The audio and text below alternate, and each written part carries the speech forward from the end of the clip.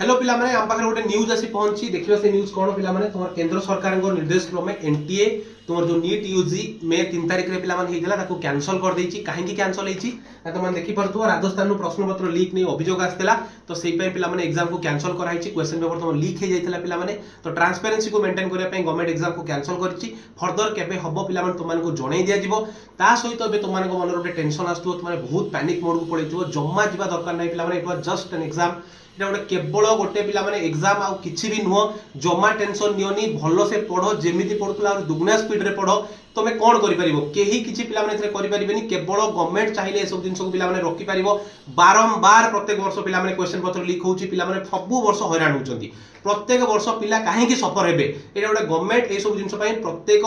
माने स्तर रे सचेतन होबा दरकार निहाती भाबरे सचेतन हेई ए सब जिंस को रोकिया दरकार काहे ना पिला माने बहुत परिश्रम करी प्रिपरेशन करूचंती राति दिन एक करी प्रिपरेशन करूचंती तो पिला माने मोर तो मान को मेसेज रहइबो जो माने भी भलो से प्रिपरेशन करूथिलो बढ़िया से पढ़ो आहुरी भलो से पढ़ो एग्जाम हबो निश्चित हबो आगु आहुरी हमें बेस्ट करबा समस्त को ऑल द बेस्ट आ तुम टेंशन नियोनी भलो से प्रिपरेशन करो रहिली जय जगन्नाथ।